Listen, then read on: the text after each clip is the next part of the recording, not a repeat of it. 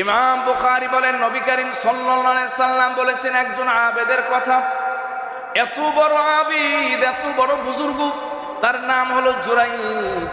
তিনি সব সময় তার ইবাদতখানায় বসে বসে আল্লাহর বন্দেগী করতেন, ইবাদত করতেন। একবার মা অসুস্থ অবস্থায় বারবার জুরাইজকে ডাকতেছেন। তিনি নফল নামাজের মধ্যে দাঁড়িয়ে গেছেন, নফল নামাজ পড়তেছেন। এমতো অবস্থায় মা বারবার জুরাইজ জুরাইজ বলে ডাকতেছেন।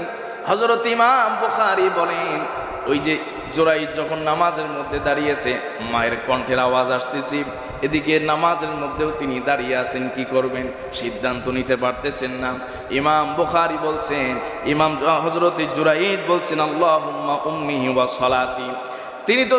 তিনি তো দ্বিধাদ্বন্দ্বের মধ্যে পড়ে গেছেন, বিপাকের মধ্যে পড়ে গেছেন।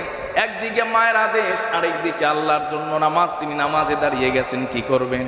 জুরাইজ রহমাতুল্লাহি আলাইহি বারবার এই চিন্তা করে করে শেষ পর্যন্ত তিনি নামাজকেই প্রাধান্য দিয়েছেন, নামাজ ছাড়েন নাই।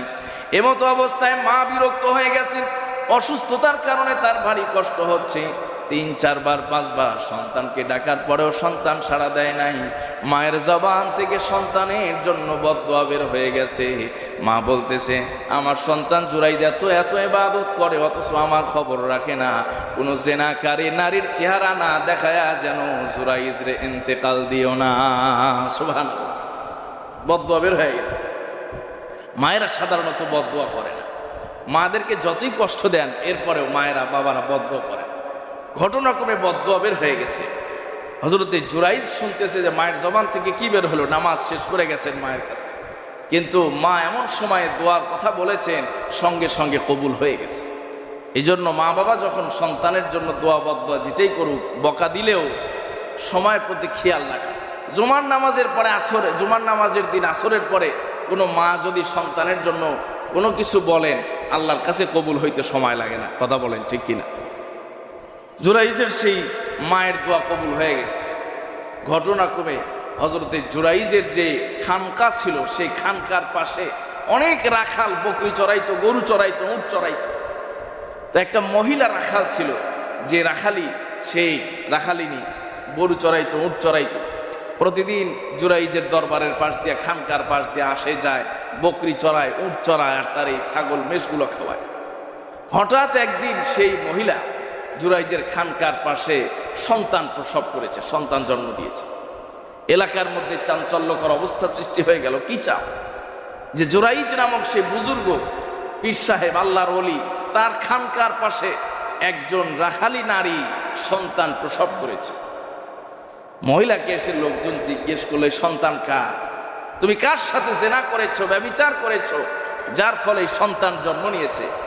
এই নারী বলতেছে, এই খানকায় যে পিসাব থাকে জুরাইজ, সেই আমার সাথে অপকর্ম করেছে। আওয়াজ করে পড়ুন নাউজুবিল্লাহ।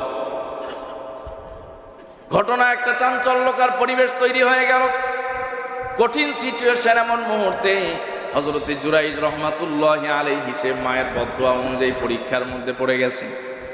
রাখাল মহিলা বলতেছে, এই বুজুর্গ আমার সাথে এমনটা অপকর্ম করেছে, সন্তান জন্ম নিয়েছে। সকলেই মিলে জুরাইজের কাছে আসছে। জুরাইজ বলতেছে, না না, আমার দ্বারা এমন কোনো অপকর্ম হয় নাই, কোনো অন্যায় হয় নাই, এখন তো কোনো সাক্ষীও নাই। এমতো অবস্থায় সাক্ষী যদি প্রমাণ যদি পেশ না করতে পারে, তাহলে অবশ্যই দোষী সাব্যস্ত হয়ে যাবে।